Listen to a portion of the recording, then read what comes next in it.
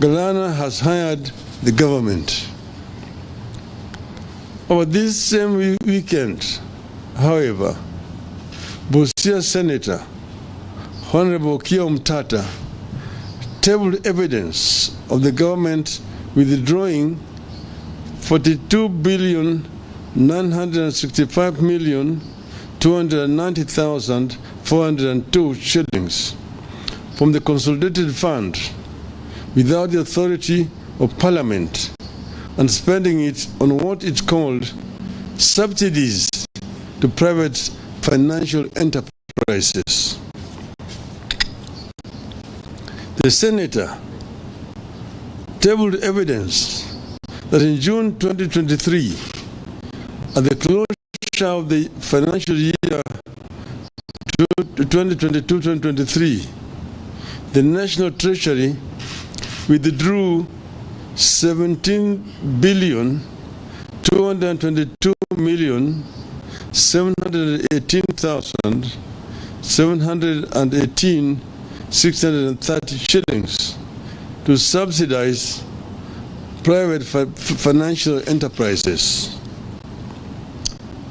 He was able to establish a link between the Kenya shilling 17 billion, which was unconstitutionally withdrawn from the consolidated fund in June 2023 to subsidize unnamed private financial enterprises, and the 17 billion shillings contested oil shipment between Mrs. Njeri and the two cabinet secretaries.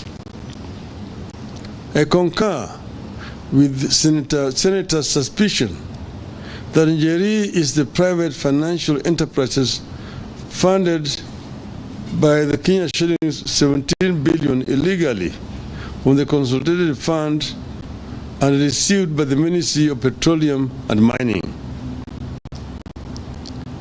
The CS for Energy and Petroleum, Mr. Chirchir, and National Treasury, CES, Njuguna Ndungu, have certainly committed criminal offenses, abused office, and gone against the Constitution. They stole money from the consolidated fund in addition to spending money way above what Parliament approved. They must not only resign, they must also be prosecuted. I want to speak today both to the cartels and the executive, who it appears are joined at the hip. The oil firms, the National Assembly majority leadership, and the CS David Chirchir have talked of there being a G2G memorandum of understanding in this oil deal. Once again, I am asking that the documents be shared with the public.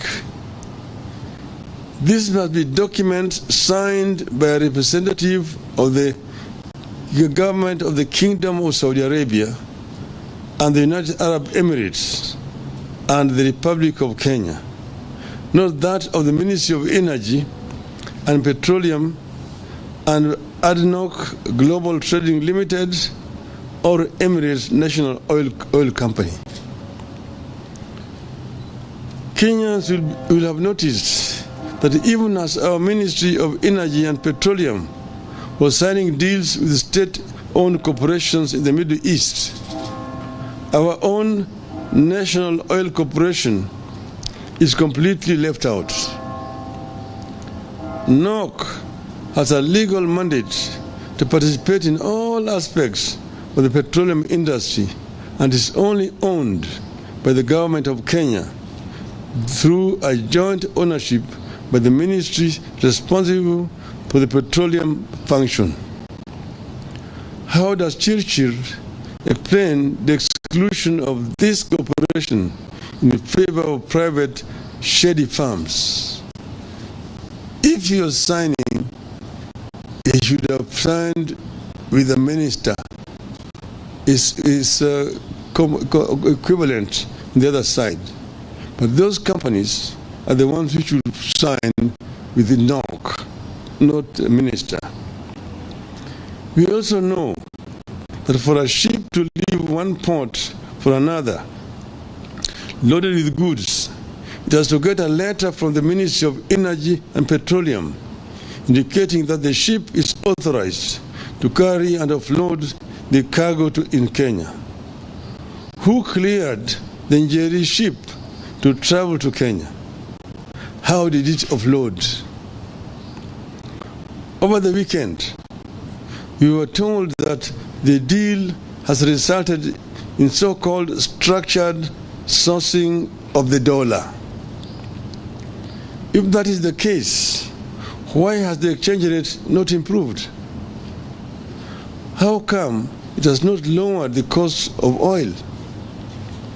What benefits have the so-called structured sourcing of the dollar brought for an inch? We are being told that since the deal, you have stopped paying for oil in dollars. We believe that Kenyans don't care whether oil is paid for in dollars, shillings, or rupee. They care about the cost of oil. Nonetheless, we are challenging the government to share with Kenyans evidence of payment of oil in Kenya shillings. Show us documents indicating when the payment was made in Kenya shillings, the bank accounts, and the recipients of the payment. This regime has told Kenyans so many fictitious stories that only documentary evidence will help the country separate fact from fiction. The oil companies and the Ministry of Energy and Petroleum have claimed that it is easy to verify that corporate tax is being paid by the oil companies. We agree that this shouldn't be a difficult task. So we are asking these firms to table the evidence of meeting the corporate tax obligations. Don't tell us, show us. We hope the Kenya Revenue Authority is listening to our demand for evidence of corporate tax compliance by Oryx, Galana, and Gulf oil companies. The Ministry of Energy and Petroleum must also table the supplier purchase agreement in this deal. If the deal was to benefit Kenyans, its details should not be hidden from them. In subsequent comments on this matter, since last Thursday, I have questioned why the Director General of the Energy and Petroleum Regulatory Authority, Mr. Daniel Kiptoo, could go to the Middle East, participate in the oil negotiation, and then come back to Nairobi to regulate the prices. How can EPRA be a player and a referee at the same time? Where is the ethics and professionalism in this? How can this be in compliance with the Public Officer Ethics Act? We are still waiting for answers. When Kenya signed this deal, we had the regional markets, especially that of Uganda, in mind.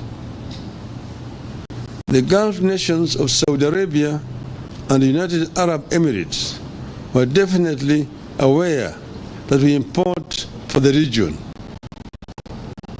This in itself makes it impossible that we could have had a G2G. Whatever the case, we want to know what happens to the oil we intended for Uganda and onward markets. Are we going to be stuck with and forced to buy it at the old high prices while costs are falling elsewhere? Is that the reason Tanzania's has gone down while ours stay unchanged? Are we stuck with old prices because the negotiators already locked the prices and the oil is coming in the quantities that was agreed on in March? So many things still do not make sense, despite the massive space bought by the oil companies to explain themselves and the effort of the government to fool and confuse Kenyans. In light of this development, I am today calling on some 3 specific institutions that are paid by the Kenyan taxpayer to exercise their mandate and get to the bottom of this saga as follows. First, the Energy and Petroleum Regulatory Authority.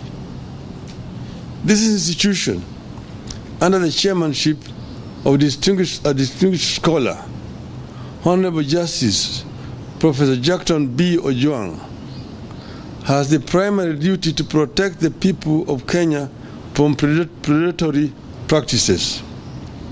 Indeed, it is given protection in the course of its work through a legally mandated independence. Section 9(3) of the Energy Act says, except as otherwise provided in this Act, the authority shall be independent in the performance of its functions, exercise of its powers, and shall not be subjected to the direction or control of any person or authority. Under the Ruto regime, EPRA has been reduced to being a price fixer and to enable predators in the government to exploit Kenyans by overcharging them for petroleum products. Section 10 of the Energy Act gives the authority the duty, among others, to monitor in consultation with the competition authority conditions of contractors' operations and their trade practices, investigate complaints or disputes arising from the petroleum operations, ensure enforcement and compliance with the national values and principles, protect consumer, investor, and other stakeholder interests. The challenge is now on its chairman to rise up to the true mandate of the authority and investigate the following. 1. Violation of consumer rights under the Bill of Rights in the G2G arrangement. 2. Transparency of fuel contracts signed by all parties in the alleged G2G arrangement. 3. Criminal collusion through price fixing and other corrupt trade practices in the G2G arrangement. 4. The controversy surrounding the dispute between Galana Energies Limited and Anjeri Njoroge. The second institution we are challenging is the Office of the Auditor General. Since her appointment, the Auditor General, CPA Nancy Gathungu, has displayed courage in her approach to duty. We are calling upon her to execute her mandate in this matter and investigate the following. 1. The procurement processes engaged in by the Ministry of Energy and Petroleum in recruitment of suppliers and their local agencies. 2. The criteria applied by the G2G arrangement in arriving at the prices at which Kenya is to buy fuel. 3. The criteria applied by the Energy and Petroleum Regulatory Authority in arriving at the prices the Kenyan consumer shall buy petroleum products. 4. The criteria applied in the G2G arrangement in arriving at the demurrage and other levies and charges. The third institution which we are calling out is the Ethics and Anti-Corruption Commission. Just a minute. We take note that Chairman Bishop David Oginde and the Ethics and Anti-Corruption Commission have been silent about the goings on in the petroleum sector. Allegations of corruption have been made, but no investigations are begun. The challenges on the chairman to start working on the matters raised to investigate the following. 1. Conflict of interest by government officials in the lead G2G arrangement. 2. Bribery and commissions and kickbacks from revenues raised by the G2G arrangement. Through price fixing and other corruption and violation of procurement local agencies. Once again, we reiterate that we stand by every word that we have said on this oil deal. We will not relent on this matter until the truth is known and punishment that fits the crime is meted out. In the meantime, heads must roll at the Energy Ministry and National Treasury. End of statement.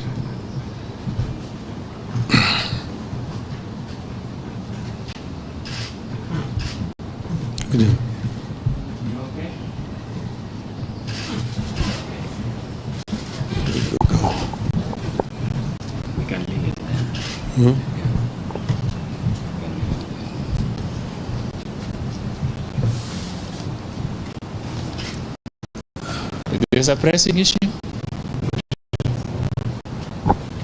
None. No question. There's no question. Satisfied. Letwa nchini itachangia kupunguza kwa bei ya mafuta. Kwa upande wako na matumaini kwamba bei hiyo itashushwa chini. Kisha cha pili, Rais pia amesema kwamba kama kuna ithibati kuhusiana na madai ambayo kwa sasa unaibua, weke wazi. Asante. Rais aliongea jana juu ya bei ya mafuta, lakini sisi tunaongea juu ya mafuta ambayo tayari iko hapa. Yeye mwenyewe anajua ati matangi zimejaa na mafuta kwa sababu Uganda imekataa kuchukua hiyo mafuta kwa sababu bei yake iko juu. Sasa hiyo mafuta ambayo nasema ni tayari iko hapa, tunasema bei itashuka chini. Sababu gani bei hiyo haishuki chini wakati huu? Mbona nangoja mpaka mwezi ujao? Haya yote katika hiyo statement ambayo mimi nimetoa, nimesema mambo mengi zaidi. Nimeongea juu ya vile hii mafuta yenyewe ilikuja hapa. Kwanza walisema, na hata yeye jana alikariri, ati hii ni serikali na serikali, yani G ni government to government. Lakini ile makaratasi ambayo nasema ziko hata mbele ya bunge ni karatasi ambayo zimewekwa sahihi na bwana Chirchir upande hii, lakini kama ile hakuna waziri upande ile ambaye ameweka sahihi. Hiyo sio G2G. G2G must be government to government. Tumesema yeye ameweka sahihi na makampuni pale. Tumesema kama ingekuwa sawa, tuko na kampuni vile vile hapa Kenya ya serikali inaitwa National Oil Corporation, ambayo ingeweka sahihi na hiyo kampuni ya Saudi Arabia na hizo kampuni nyingine ya Emirates, sio waziri wa serikali ya Kenya. Kwanza hiyo yanasema ni ukweli, yale ambayo nasema hiyo ni uongo, sio kweli. Hiyo ni uongo, sio kweli. Kwa nini wamewacha kampuni ya serikali hapa, alafu wanakwenda kuchukua makampuni zingine ya binafsi kama Oryx, kama Galana, kama Gulf? Kitu gani, shida gani iko na kampuni yetu ya NOC hapa? NOC imepata kimi siku gani ili ikaweka sahihi? Ndio kwa sababu hawa jamaa wenyewe walienda ngambo ile na wanapata rushwa kupitia kwa hiyo makampuni ambayo wameweka hapa. Tena wanaambia mimi ati makampuni ya mafuta yamenijibu. Katika taifa letu hapa makampuni makubwa ya mafuta ni Vivo, ni Shell, ni Total. Hawa hawajanijibu. Wao wenyewe wanaumia. Uliza hao, mimi nafanya biashara na makampuni ya mafuta. Wanaumia wote. Wana shida. Kwa sababu hao makampuni mengine vimewekwa hapo katikati ndio wamefanya biashara na hawa makatels. Bwana Chirchir, na mimi nataka kutoa shukrani kwa watu wa Bomet kumonyesha ya adabu. Manake hajui adabu vile wa Kenya wana shida. Wengine wana shida zaidi ni hao watu wote. Hata Bwana Ruto wanampatia ile tu heshima, lakini hawakukubali yale alikuwa anasema. Anachukua nasema uongo. Haitakikani mtu ambaye anajiita rais awe kila mara akitoka na usimamo namna hii anasema uongo. Sema ukweli. Ukweli haiozi. Na ukweli kidhihiri, uongo ujitenga. Nikujibu. Shukran.